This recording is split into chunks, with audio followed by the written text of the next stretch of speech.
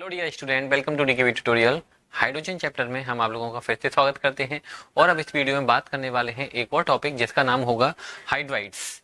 Hydrides क्या होते हैं, हाइड्राइड कितने तरह के होते हैं, ये सारी बातें हम इस वीडियो में करने वाले हैं। तो आप लोग जरा फटाफट से तैयार हो जाओ, रेडी हो जाओ, चाय पानी पी के बैठ जाओ और वीडियो को देखने के लिए स्टार्ट होते हैं।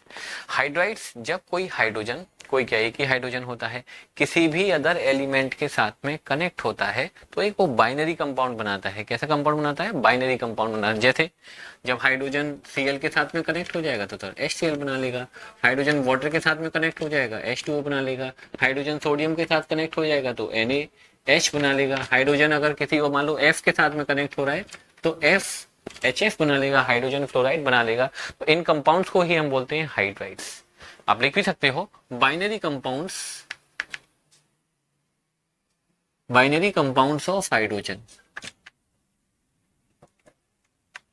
Of hydrogen with other elements. Okay, कोई पूछे आपसे कि सर हाइड्राइड की डेफिनेशन बताइए तो आप बस इतनी सी बात कहिए, जब हाइड्रोजन किसी अदर एलिमेंट के साथ में कनेक्ट होता है तो वो बाइनरी कंपाउंड बनाता है और बाइनरी कंपाउंड्स को ही हम बोलते हैं हाइड्राइड्स। एग्जाम्पल के तौर पर आप ये लिख सकते हो, देखो हाइड्रोजन की एक खास बात बताऊं, ऑलमोस्ट हमारे जितने भी एलिमेंट हैं पीरियोडिक टेबल में, ऑलमोस्ट हाइड्रोजन हर एलिमेंट के साथ में रिएक्शन करके बाइनरी कंपाउंड्स बना लेता है। कुछ ऐसे एलिमेंट हैं जिनके साथ में हाइड्रोजन रिएक्शन वगैरह नहीं करता है, उनके बारे में भी हम डिस्कशन करेंगे। तो सबसे पहले आप ये ध्यान रखो कि सर हाइड्राइड्स क्या होते हैं और कुछ एग्जांपल्स आप लोगों के दिमाग में रहने ही चाहिए, है ना। एग्जांपल के लिए हमने बता दिए। हाइड्राइड्स के टाइप्स ऑफ हाइड्राइड की बात करोगे तो हाइड्राइड तीन तरह के होते हैं। एक होते हैं स्टूडेंट आयनिक हाइड्राइड, ठीक है। दूसरे होते हैं कोवेलेंट हाइड्राइड,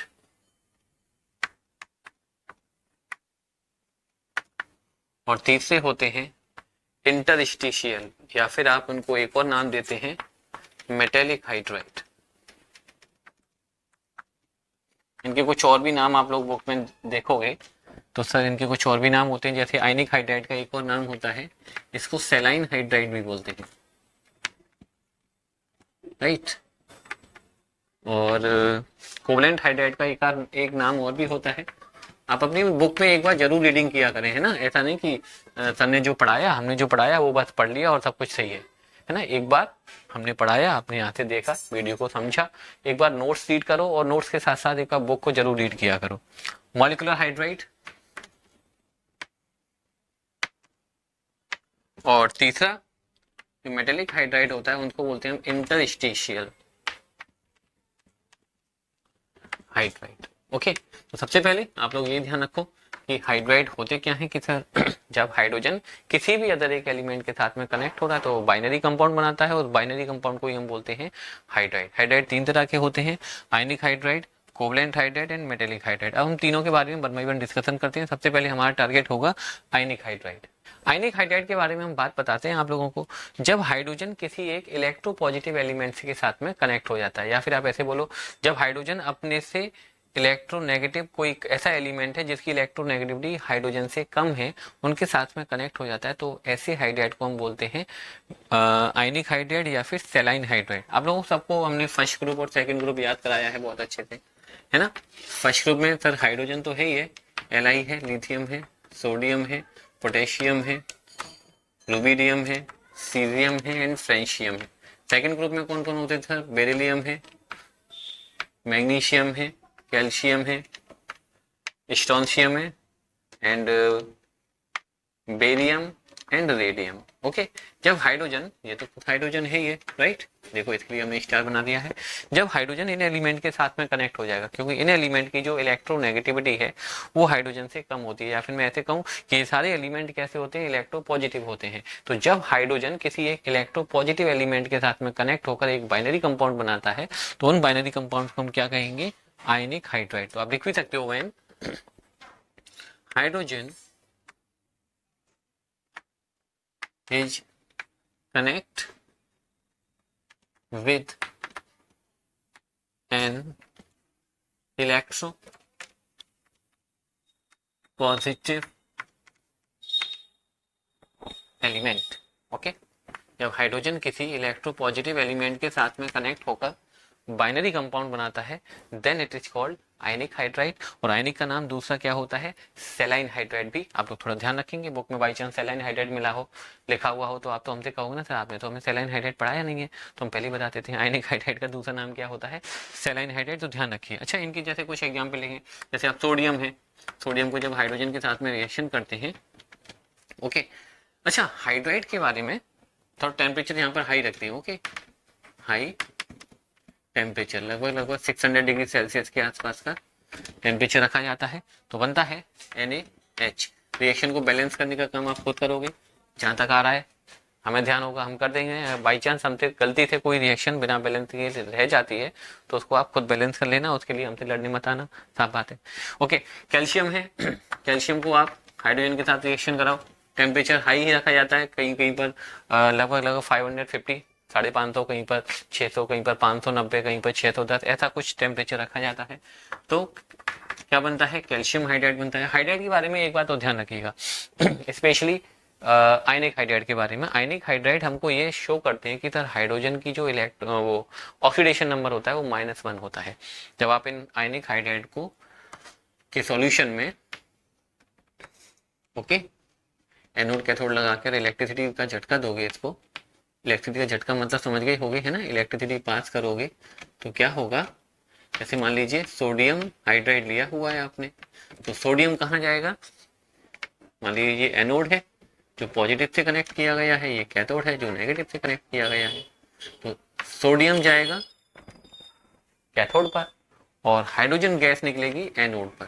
तो इससे हमको ये बिल्कुल पता चलता है कि जो हाइड्रोजन की ऑक्सीडेशन नंबर होती है हाइड्राइड में वो कितनी होती है, -1 होती है। जब हमने रेडॉक्स रिएक्शन वाला चैप्टर भी आप लोगों को पढ़ाया था, तब वहां पर एक बात बताई गई थी कि जब भी आप लोगों के सामने ये वर्ड आता है हाइड्राइड, तो आप लोग क्लियर ध्यान रखना है कि सर हाइड्राइड्स में और स्पेशली मेटेलिक हाइड्राइड्स में हाइड्रोजन का जो ऑक्सीडेशन नंबर होता है वो कितना होता है, -1 होता है। Oxidation number of hydrogen is -1। ये बात खूब अच्छे से आप लोग ध्यान रखेंगे, किसके बारे में, आयनिक हाइड्राइड के बारे में या फिर सेलाइन हाइड्राइड के बारे में। तो ये तो बात होगी सर आयनिक हाइड्राइड होते क्या है, सेलाइन हाइड्राइड होते क्या है। जब हाइड्रोजन किसी एक इलेक्ट्रोपॉजिटिव एलिमेंट के साथ में कनेक्ट होता है, इलेक्ट्रोपॉजिटिव एलिमेंट कौन से हैं, जो सर फर्स्ट ग्रुप के एलिमेंट हैं, सेकंड ग्रुप के एलिमेंट हैं, वो सब एलिमेंट कैसे हैं, इलेक्ट्रोपॉजिटिव है। क्यों, क्योंकि सर वो इलेक्ट्रॉन को डोनेट करने की टेंडेंसी रखते हैं, पॉजिटिव चार्ज आ जाता है, that's why we are calling them electropositive element. कुछ प्रॉपर्टी भी होती हैं, ओके। अगर आप इनकी प्रॉपर्टीज की बात करोगे कि properties of ionic hydride, okay, तो ये आयनिक है। अब आयनिक कंपाउंड्स की प्रॉपर्टी भी हमने आप लोगों को कभी ना कभी पढ़ाई होंगी कि जो आयनिक कंपाउंड्स होते हैं वो कैसे होते हैं, उनकी क्या क्या प्रॉपर्टी होती है, वो सारी प्रॉपर्टी इनमें इनके पास भी होंगी।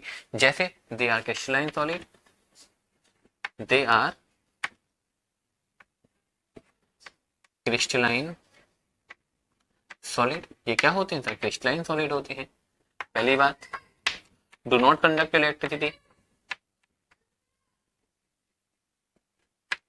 Do not conduct electricity in solid form, solid form में इलेक्ट्रिसिटी को कंडक्ट नहीं करेंगे, but they conduct electricity in molten form. अगर आप इनको पिघला के ला रहे हो, है ना, बहुत ज्यादा हाई टेम्परेचर देना पड़ेगा पिघलाने के लिए, इनको पिघलाना खेल नहीं है बच्चों का, और इसमें तेल निकल जाता है अच्छे अच्छों का। तो जब इनको पिघलाओगे तो ये आसानी से पिघलेंगे नहीं, बहुत बड़ी अमाउंट में टेम्परेचर देना पड़ेगा, क्योंकि ये कैसे होते हैं भाई, आयनिक कंपाउंड हैं, आयनिक कंपाउंड के जो मेल्टिंग पॉइंट, बॉइलिंग पॉइंट होते हैं वो काफी हाई होते हैं। क्यों होते हैं, क्योंकि जो आयनिक कंपाउंड हैं वो भाई पॉजिटिव और नेगेटिव चार्ज के आयन से बने हुए हैं। पॉजिटिव नेगेटिव के बीच में क्या होता है, स्ट्रॉन्ग इलेक्ट्रोस्टैटिक अट्रैक्शन होता है, इसीलिए सर इनके बीच की जो आयनिक बॉन्डिंग है वो काफी स्ट्रॉन्ग होती है। If you want to melt them we have to give a higher energy, okay. आप ये भी लिख सकते हो, they have high melting point and boiling point। MP मतलब मध्य प्रदेश नहीं, एमपी मतलब मेल्टिंग पॉइंट है, और बीपी मतलब बॉइलिंग पॉइंट है। एक प्रॉपर्टी और बताते हैं हम आप लोगों को इनकी, दे आर, चलो यहां लिखते हैं 4th point, they are strong reducing agent. ये बहुत अच्छे रिड्यूसिंग एजेंट होते हैं। ऐसा क्यों होता है? जैसे मान लीजिए LiH है या फिर NaH है, जब आप इनको गर्म करते हो तो ये फिर क्या होते हैं सर, हाइड्रोजन को रिलीज करते हैं। और सब लोग जानते हो सर एडिशन ऑफ हाइड्रोजन क्या होता है, sorry, addition of hydrogen is called oxidation, removal, addition of oxygen is called oxidation and removal of hydrogen is also called oxidation. तो इनका क्या हुआ सर, ऑक्सीडेशन हुआ, और ऑक्सीडेशन हुआ तो ये कौन होंगे सर, रिड्यूसिंग एजेंट होंगे। या तो ऐसे देख लीजिए, या फिर यहाँ पर हाइड्रोजन का ऑक्सीडेशन नंबर कितना है, -1। यहाँ पर हाइड्रोजन का ऑक्सीडेशन नंबर कितना है, -1, और यहाँ पर हाइड्रोजन का ऑक्सीडेशन नंबर कितना है, 0। तो सर -1 से 0 हो रहा है, तो इसका मतलब इनका ऑक्सीडेशन हो रहा है। -1 से 0 मतलब ऑक्सीडेशन नंबर इंक्रीज हो रहा है, तो -1 से 0 हो रहा है, ऑक्सीडेशन हो रहा है, तो that's why we are calling them strong reducing agent. तो ये छोटी मोटी बातें आप लोग ध्यान रखो आयनिक हाइड्राइड के बारे में, सारी बातों को राइट करो। अब हम बात करते हैं सर दूसरा जो हाइड्राइड हमने बताया, कोवलेंट हाइड्राइड या मॉलिक्यूलर हाइड्राइड। अब बात करते हैं कोवलेंट हाइड्राइड्स क्या होते हैं। और ध्यान रखें सर, जो कोवलेंट हाइड्राइड होते हैं उनका एक और नाम हमने बताया है ना, उसको भी आप लोग ध्यान रखेंगे, मॉलिक्यूलर हाइड्राइड, राइट। इस बात को ध्यान रखना, हम लिख नहीं रहे हैं। जब हाइड्रोजन, अभी अभी हमने बताया आप लोगों को, जब हाइड्रोजन एक इलेक्ट्रोपॉजिटिव एलिमेंट के साथ में कनेक्ट होता है, then we call them ionic hydride और सेलाइन हाइड्राइड, राइट। लेकिन जो सर कोवलेंट हाइड्राइड होते हैं, इनमें क्या होगा, जब हाइड्रोजन एक इलेक्ट्रोनेगेटिव एलिमेंट के साथ में कनेक्ट हो जाए जिसकी इलेक्ट्रोनेगेटिविटी हाइड्रोजन से ज्यादा होगी। जैसे आप सबको पी ब्लॉक याद है ना, पी ब्लॉक हमने आप लोगों को याद कराया, सबसे पहले 13 ग्रुप होता है, boron, aluminium, gallium, indium, thallium, right. फिर 14 ग्रुप आता है, carbon, silicon, germanium, tin and lead. आप लोगों को भी याद हो जाएंगे, आप लोग कोशिश करोगे ना थोड़ा, तो इनको भी आसानी से याद कर सकते हो। इनमें कोई बहुत बड़ी बात नहीं है सर, आप तो सर ऐसे लिखते जाते हो, आपको जैसे याद है क्या, तो इसमें कोई बहुत बड़ा 30 मार्क खान नहीं बनना है आप लोगों को। आराम से 2-4 बार दिमाग में घुमाओगे तो आसानी से याद हो जाएंगे। 15 ग्रुप कैसे अपने याद कराया हुआ है आप लोगों को, nitrogen, phosphorus, arsenic, antimony and bismuth. 16 याद कराया है, right, oxygen, sulphur, selenium, tellurium and polonium, right. 17 याद कराया है, fluorine, chlorine, bromine, iodine and एस्टाटाइन, right. तो जब हाइड्रोजन इन एलिमेंट के साथ में कनेक्ट होगा, जब हाइड्रोजन इन एलिमेंट के साथ में कनेक्ट होगा तो जो हाइड्राइड बनेंगे उनको हम क्या कहेंगे सर, कोवलेंट हाइड्राइड। क्योंकि ये जो एलिमेंट हैं इनकी इलेक्ट्रोनेगेटिविटी हाइड्रोजन से क्या होती है, ज्यादा होती है। अब लिखना चाहो लिख सकते हो, व्हेन हाइड्रोजन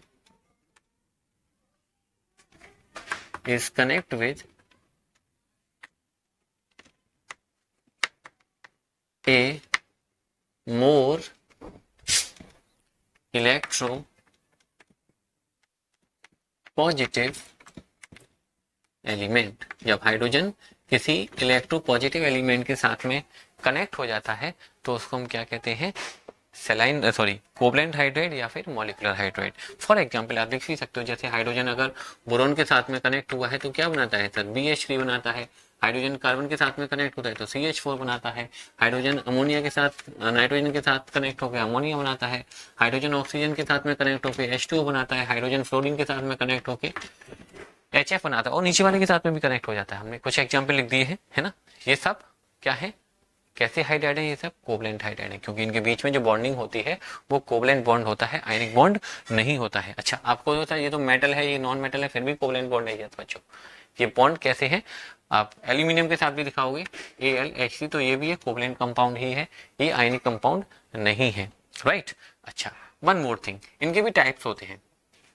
कोवलेंट हाइड्राइड के 3 तरह के होते हैं। एक होते हैं इलेक्ट्रॉन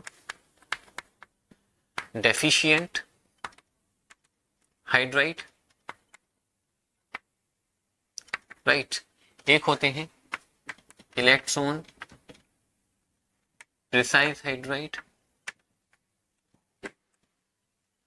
और एक होते हैं बच्चों electron rich hydride. Okay, covalent hydride के 3 तरीके के हमने बताए। कोवलेंट हाइड्राइड क्या होते हैं, पहले ध्यान रखो, जब हाइड्रोजन किसी एक इलेक्ट्रोनेगेटिव एलिमेंट के साथ में कनेक्ट होता है, यूजुअली पी ब्लॉक के एलिमेंट के साथ में कनेक्ट होता है, तब वो क्या बनाता है, कोवलेंट हाइड्राइड बनाता है। और कोवलेंट हाइड्राइड कितने तरीके के होते हैं, 3 तरीके के, electron deficient hydride, electron precise hydride and electron rich hydride. एक एक करके हम सब लोगों को इन सबको एक्सप्लेन करते हैं। इलेक्ट्रॉन डेफिशिएंट, नाम से ही पता चल रहा है सर, इलेक्ट्रॉन डेफिशिएंट मतलब ऐसे हाइड्राइड जिनके पास इलेक्ट्रॉनों की कमी होगी। फॉर एग्जांपल 13 ग्रुप के हाइड्राइड पकड़िए, अगर आपके पास में BH3 है, ठीक है,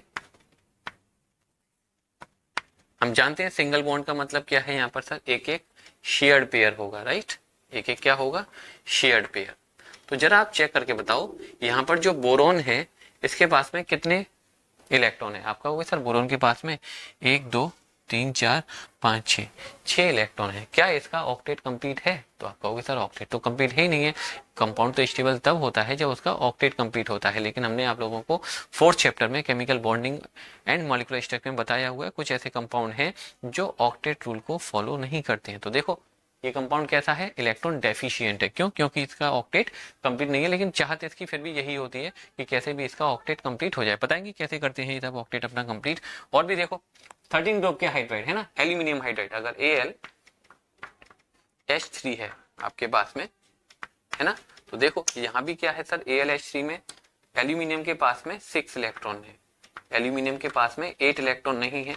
तो सर ये सब कैसे हाइड्राइड है, ये है इलेक्ट्रॉन डेफिशिएंट हाइड्राइड। तो आप ऐसे लिख सकते हो, the hydrides of 13 group element is called electron deficient hydride. या फिर ऐसे लिखिए, those hydride in which the octet of element is not completed. ऐसे भी लिख सकते हो सर, जिनके पास में ऑक्टेट की कमी, ऑक्टेट कंप्लीट नहीं होगा, ऐसे हाइड्राइड को हम कहेंगे सर इलेक्ट्रॉन डेफिशिएंट हाइड्राइड। दूसरे हैं इलेक्ट्रॉन प्रीसाइज, 14 ग्रुप के, है ना, इनको ध्यान रखना, 13 ग्रुप हाइड्राइड, इसके बारे में हम इतनी बात बोल रहे हैं, 13 ग्रुप हाइड्राइड, राइट। यहां पर हम बोलेंगे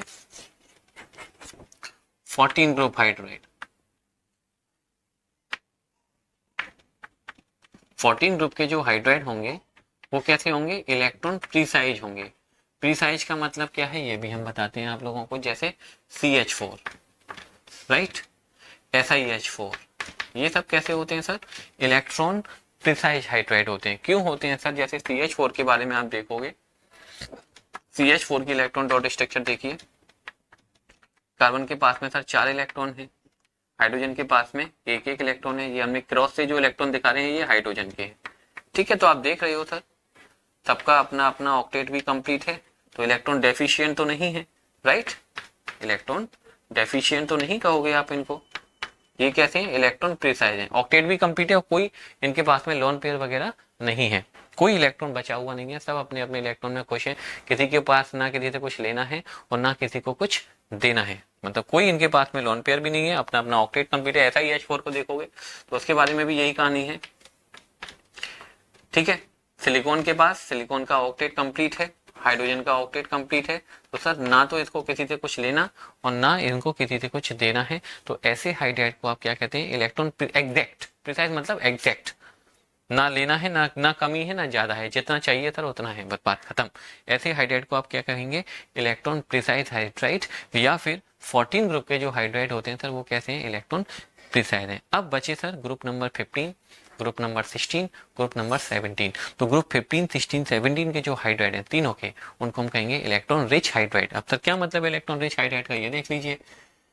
जैसे अगर आप बात करो तो अमोनिया की, ठीक है, अमोनिया की स्ट्रक्चर देखिए, अमोनिया की स्ट्रक्चर में क्या होता है, इलेक्ट्रॉन डॉट स्ट्रक्चर में डायरेक्ट बना रहा हूँ, थोड़ा डिटेल में नहीं जा रहे हैं।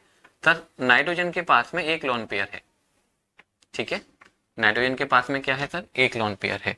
तो देखो ऑक्टेट तो कंप्लीट है इनका, लेकिन ऑक्टेट कंप्लीट होने के साथ साथ लोन पेयर भी बच रहा है, लोन पेयर बच रहा है, तो हम क्या कहेंगे, they are electron rich hydride. अगर आप वाटर की देखो, है ना, 16 ग्रुप का कोई हाइड्राइड देखो, वाटर होता है, जैसे वाटर H2O है ना, सब लोग जानते हो सर वाटर की जो स्ट्रक्चर होती है वो कैसी होती है, ये होती है वाटर की स्ट्रक्चर। वाटर के पास में अमोनिया की स्ट्रक्चर ये होती है, बॉन्ड स्ट्रक्चर अगर आप देखोगे तो अमोनिया के पास में एक लोन पेयर है और सर ऑक्टेट भी कंप्लीट है, लेकिन वाटर के पास में सर 2 लोन पेयर है, तो ये कैसा है, इलेक्ट्रॉन डेफिशिएंट हाइड्राइड बोलोगे, इलेक्ट्रॉन प्रिसाइज हाइड्राइड बोलोगे, या फिर इलेक्ट्रॉन रिच हाइड्राइड बोलोगे? तो डेफिनेटली सर लोन पेयर है, they are called electron rich hydride. अगर आप 17 ग्रुप का कोई हाइड्राइड देखते हो, जैसे HF या HCl वगैरह कोई भी देखते हो, तो हम देखो है ना, यहाँ पर जो फ्लोरीन है इसके पास में 3 लोन पेयर रखे हुए हैं, ठीक है। तो ये सब क्या कर सकते हैं, अपने इलेक्ट्रॉनों को डोनेट कर सकते हैं जहां जरूरत जैसी होती है उसके अकॉर्डिंग। तो ये हो गई बात कोवलेंट हाइड्राइड की, है ना, कि कोवलेंट हाइड्राइड क्या होते हैं, कितने तरीके के होते हैं। अब बात कर लेते हैं सर कोवलेंट हाइड्राइड की कुछ प्रॉपर्टीज की। कोवलेंट हाइड्राइड की प्रॉपर्टीज के बारे में बताएं तो कहाँ लिखे हैं सर, लिख नहीं रहे, चलो हम यहाँ पर 1-2 पॉइंट करके बता देते हैं, छोटी छोटी बातें हैं, है ना। पहली बात तो सर ये सॉफ्ट होते हैं, है ना, बहुत ज्यादा हार्ड नहीं होते हैं, दे आर सॉफ्ट, आप ऐसे लिखिएगा, हम शॉर्ट में लिख रहे हैं दे आर सॉफ्ट, है ना। जो आयनिक हाइड्राइड होते हैं उनकी तरह हार्ड नहीं होते, सॉफ्ट होते हैं। दूसरा इनके low melting point, boiling point होते हैं, है ना, low melting point and boiling point. Poor conductor of electricity, electricity को कंडक्ट करते हैं लेकिन इतना बढ़िया तरीके से नहीं जितना बढ़िया तरीके से इलेक्ट्रॉन लिख दिया है सर, इलेक्ट्रिसिटी लिखना पड़ेगा। पुअर कंडक्टर ऑफ इलेक्ट्रिसिटी, जितना बढ़िया तरीके से पहले वाले हाइड्राइड करते थे जिनको हमने नाम दिया था सेलाइन हाइड्राइड, वो बहुत अच्छे से इलेक्ट्रिसिटी को कंडक्ट करते हैं, लेकिन ध्यान रखें सर सॉलिड फॉर्म में नहीं करते थे, मॉल्टिन फॉर्म में करते थे। ये भी क्या होते हैं सर, रिड्यूसिंग एजेंट होते हैं, इनको भी आप रिड्यूसिंग एजेंट ही कहोगे क्योंकि यहाँ भी इनका आसानी से ऑक्सीडेशन होता है, that's why they are reducing agent. तो ये हो गई बात किसके बारे में, कोवलेंट हाइड्राइड के बारे में। सर कोवलेंट हाइड्राइड क्या क्या होते हैं, ध्यान रखो कि जब हाइड्रोजन किसी एक इलेक्ट्रोनेगेटिव एलिमेंट के साथ में कनेक्ट हो जाता है, जैसे 13 ग्रुप का एलिमेंट हो, 14, 15, 16, 17 कोई भी हो, तो उस सबको हम क्या कहेंगे, कोवलेंट हाइड्राइड। कोवलेंट हाइड्राइड कितने तरीके के होते हैं सर, 3 तरीके के, एक 13 का, एक 14 का और सर 15, 16, 17 का। 13 वाले को हम क्या कहते हैं सर, इलेक्ट्रॉन डेफिशिएंट हाइड्राइड, क्यों, क्योंकि उनका ऑक्टेट कंप्लीट नहीं होता है, इलेक्ट्रॉनों की कमी होती है। 14 का सर इलेक्ट्रॉन प्रिसाइज होता है, एग्जैक्ट इलेक्ट्रॉन होते हैं, ऑक्टेट कंप्लीट होता है, कोई लोन पेयर वगैरह नहीं बचता है। 16, 17, 15, 16, 17 इनके पास में सर लोन पेयर होता है। 15 ग्रुप का कोई हाइड्राइड है तो 1 लोन पेयर होगा, 16 ग्रुप का कोई हाइड्राइड है 2 लोन पेयर होंगे, 17 ग्रुप का कोई हाइड्राइड है 3 लोन पेयर होंगे। तो this is all about covalent hydride. अब बात करते हैं सर तीसरा वाला जो हाइड्राइड हमने बताया, मेटेलिक हाइड्राइड या फिर इंटरस्टिशियल हाइड्राइड। अब बात करते हैं मेटेलिक हाइड्राइड की या फिर इंटरस्टिशियल हाइड्राइड की।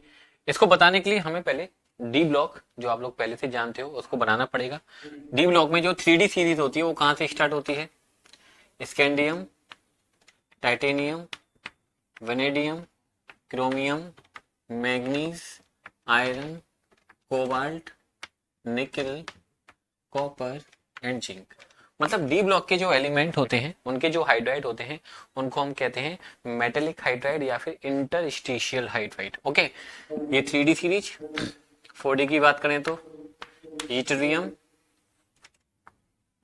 Zirconium, niobium, molybdenum, technetium, ruthenium, rhodium, palladium, silver and cadmium, right. 5D series की बात करेंगे हम, lanthanum, hafnium, tantalum, tungsten, rhenium, osmium, platinum, यहां पर इरिडियम आएगा, इरिडियम, कुछ गड़बड़ हो रही है, हाँ ठीक है, iridium, platinum, gold and mercury, right. ये कौन सी सीरीज हो गई, ये 5D सीरीज हो गई। ग्रुप की बात करें तो ये कौन सा ग्रुप होता है, अगर आपको थोड़ा ग्रुप के बारे में भी जानकारी होनी चाहिए। फर्स्ट और सेकंड तो एल्कली मेटल और एल्कलाइन अर्थ मेटल के होते हैं। ये कौन सा ग्रुप है, ये 3rd ग्रुप है, ये 4th है, ये 5 है, ये 6 है, 7 है, 8 है, 9 है, 10 है, 11 है और 12 है। तो पहली बात तो ये समझो 7, 8 और 9, ग्रुप नंबर 7, 8 और 9 के जो एलिमेंट हैं वो हाइड्रोजन के साथ में रिएक्शन करके हाइड्राइड नहीं बनाते हैं। ओके, और ग्रुप नंबर 6 का भी सिर्फ और सिर्फ क्रोमियम है जो हाइड्रोजन के साथ रिएक्शन करके हाइड्राइड बनाता है, बाकी के ये एलिमेंट हाइड्राइड नहीं बनाते। ओके, ग्रुप नंबर कौन कौन से? ग्रुप नंबर 6, 7, 8 और 9 ग्रुप के जो भी एलिमेंट हैं वो हाइड्राइड नहीं बनाते हैं। इसीलिए पीरियोडिक टेबल का ये जो गैप है, ये जो रीजन है, इसको हम बोलते हैं हाइड्राइड गैप। ओके, ध्यान रखो, the elements of group number 7, 8, 9 do not form hydride even from the group number 6 only chromium form hydride under very high pressure. Okay, and this region is called hydride gap. Gap का मतलब समझ रहे हो sir, जहां पर hydride नहीं बन रहे हैं उस रीजन को हम बोल रहे हैं हाइड्राइड गैप। 10, 11, 12 के जो एलिमेंट हैं वो हाइड्रोजन के साथ रिएक्शन करते हैं sir under very high pressure. ठीक है, ग्रुप 10, 11, 12 यहाँ पे लिखना पड़ेगा हमको elements of group 10, 11, 12 form hydride under very high pressure। ठीक है, हाई प्रेशर के अकॉर्डिंग बहुत ज्यादा हाई प्रेशर लगाना पड़ता है, तब जाके ये क्या बनाते हैं सर? हाइड्राइड बनाते हैं। तो पहले ये समझ लो, तो जो मेटेलिक हाइड्राइड होते हैं, है ना, मेटेलिक हाइड्राइड या फिर एक और नाम बताया था मैंने इनका, इंटरस्टिशियल हाइड्राइड, है ना, दो नाम ध्यान रखिएगा। जो डी ब्लॉक के एलिमेंट्स के जो हाइड्राइड होते हैं, the hydride of D block element are metallic hydride, but remember one thing, the elements which are present in group number 6, 7 and 8 and 9, okay, do not form hydride. Only chromium from group number 6 can form hydride, and this region of the periodic table is called hydride gap. इनकी property की बात करें तो इनकी property भी है कुछ, हम बता सकते हैं। They are hard, okay, hard होते हैं। हैविंग, चलो पहला पॉइंट यही रखो, दे हैव मेटेलिक प्रॉपर्टी। इनमें मेटेलिक प्रॉपर्टी होती है, लस्टर वगैरह, ये सब मेटेलिक प्रॉपर्टी समझते हो ना कि सब मेटल्स कैसे कैसे होते हैं। सब मेटल हार्ड होते हैं, metal good conductor of electricity होते हैं, मेटल में लस्टर्स होती है, मेटल वायर वाली प्रॉपर्टी होती है कि मेटल को हम वायर में बना सकते हैं। तो ये सारी प्रॉपर्टी भी, डक्टिलिटी जो बोलते हैं हम, है ना, मैलिएबिलिटी, मेटल में मैलिएबिलिटी होती है, तो metal can be converted into thin sheet, this is the malleability property of metal. They have high thermal conductivity, मतलब ये हीट को बहुत अच्छे से कंडक्ट करते हैं। एक और बात इनके बारे में आप लोगों को जानना चाहिए, they are good conductor of electricity, electricity को भी ये बहुत अच्छे से कंडक्ट करते हैं। ओके, एक बात और आप लोगों को ध्यान रखनी है, 4 पॉइंट यहाँ हो गए, एक बात यहाँ भी लिख सकते हैं हम, they are non stoichiometric. Okay, non stoichiometric का मतलब क्या है कि सर इनके जो फॉर्मूले होते हैं, जो नॉर्मल लॉ ऑफ कांस्टेंट पे, जैसे फॉर्मूला आपने कभी पढ़ा भी होगा, H2SO4, हमेशा एलिमेंट होल नंबर में ही कंबाइन करते हैं, लेकिन इनके साथ में ऐसा नहीं होता है। जैसे इनके एग्जाम्पल लिखे हम यहाँ लिखते हैं, लैंथेनम हाइड्राइड, और लैंथेनम हाइड्राइड होता है 2.87, ओके, निकल हाइड्राइड 0.6 टू 0.7। इनका मतलब क्या है ये भी बताते हैं। Zirconium hydride 1.3 to 1.75। तो इनके जो फॉर्मूले हैं इनको हम क्या बोलते हैं? Non stoichiometric. जो जनरल फॉर्मूले, आपने कोई भी फॉर्मूला पढ़ा हुआ है, वो क्या करता है सर, जो एलिमेंट होते हैं हमेशा कैसे कंबाइन करते हैं? होल नंबर में कंबाइन करते हैं। आप लोगों ने लॉ ऑफ कांस्टेंट प्रोपोर्शन पढ़ा हो, कभी कोई फॉर्मूला आपने आज तक अभी ऐसा नहीं देखा होगा कि सर ZR H 1.3 से लेके 1.75, मतलब 1.3 से 1.75 तक कितनी भी हो सकता है सर हाइड्रोजन, कोई फिक्स नहीं है। अब सर आप कहोगे सर ऐसा कैसे सर, एलिमेंट तो हमेशा कैसे कंबाइन करते हैं? होल नंबर में कंबाइन करते हैं। तो आप इनको होल नंबर में कंबाइन कर लो। जैसे मान लीजिए आप इसको कंबाइन करना चाहते हो तो La 100 और H287 ये हो जाएगा, करेक्ट। तो मतलब क्या है सर, अगर 100 एटम लेंथिनम के हैं तो हाइड्रोजन के एटम इतने सारे होंगे। एक के लिए बात करोगे, एक लेंथिनम है तो हाइड्रोजन कितना हो जाएगा, 2.87 हो जाएगा। This is the meaning of non stoichiometric, कि ये लॉ ऑफ कांस्टेंट प्रोपोर्शन को फॉलो नहीं करते हैं। अगर इनके फॉर्मूले बनाओगे तो इस तरह से बनेंगे। एक बात और बताएंगे हम इनके बारे में, कहाँ बताएं, जगह कहाँ है, चलो यही बताते हैं। They are used as hydrogen storage. Hydrogen को स्टोर करने में भी इनका यूज, ये जो मेटल है ना, इनका जो यूज है हाइड्रोजन को स्टोर करने में भी किया जाता था। कैसे हाइड्रोजन को स्टोर करने में किया जाता है, अब इसके लिए हम कुछ बातों को पहले रफ करते हैं। चलो इनको हम रफ कर देते हैं, प्रॉपर्टीज को, ठीक है, फिर बताते हैं कि कैसे ये हाइड्रोजन को स्टोर करते हैं। ये जो मेटल है ना, ट्रांजिशन मेटल है, ये हाइड्रोजन को कैसे स्टोर कर लेते हैं। जैसे मान लिया ये कोई ट्रांजिशन मेटल है, लाइक निकल वगैरह, आपने सुना होगा जब ऑर्गेनिक केमिस्ट्री पढ़ी होगी, 10th में भी पढ़ी होगी, तो निकल वगैरह है, निकल है, प्लेटिनम है, पैलेडियम है, ये सब कैटालिस्ट की तरह यूज करते हैं। क्यों? क्योंकि जो हाइड्रोजन गैस होती है, ठीक है, वो इन सरफेस पर आके एब्जॉर्ब हो जाती है। क्या हो जाती है, ध्यान रखना, हमने एब्जॉर्ब वर्ड नहीं लिखा हुआ है, एब्जॉर्ब हो जाती है, ठीक है। 12th की सरफेस केमिस्ट्री जब आप पढ़ोगे तो वहां पर एड्सॉर्प्शन के बारे में डिटेल में डिस्कशन होगा। यहाँ पर हम सिर्फ इतनी बात कहेंगे कि किसी भी गैस का सरफेस पे आके चिपक जाना, गैस के मॉलिक्यूल का किसी मेटल के सरफेस पे आके चिपक जाना इज कॉल्ड एड्सॉर्प्शन। करेक्ट, ध्यान रखिएगा। तो एड्सॉर्ब हो जाती है, और एड्सॉर्ब अच्छे से एड्सॉर्ब हो जाती है। जैसे ये मेटल क्या हो सकती है, प्लेटिनम हो सकती है, पैलेडियम हो सकता है, निकल हो सकता है। इस प्रॉपर्टी को क्या कहते हैं, एड्सॉर्ब। और जब इस मेटल को हम गर्म करते हैं, जब इस मेटल को गर्म किया जाता है तो हाइड्रोजन यहाँ से आसानी से अलग हो जाती है, ठीक है। तो इस प्रॉपर्टी को हम क्या बोलते हैं, एड्सॉर्प्शन, ठीक है, ध्यान रखना। प्रॉपर्टी को क्या बोला जाता है, एड्सॉर्प्शन। करेक्ट, कि किसी भी गैस का मेटल के सरफेस पे आके चिपक जाना, वहीं पे रह जाती है। और जब इस मेटल को गर्म करेंगे हम, प्लेटिनम को या जो भी मेटल आपने ले रखी है, तो ये हाइड्रोजन यहाँ से आसानी से निकल जाएगी। तो हाइड्रोजन गैस क्या हो गई, यहाँ पर मेटल के सरफेस पर स्टोर हो गई है। इसीलिए मैंने कहा कि ये जो मेटल है ये हाइड्रोजन गैस को स्टोर करने के काम भी आते हैं। तो ये होगा हाइड्राइड का टॉपिक। हाइड्राइड के बारे में हमने बहुत कुछ बताया, सारी बातों को ध्यान से पढ़ो, समझो, और एक बार बुक को रीड जरूर करिएगा।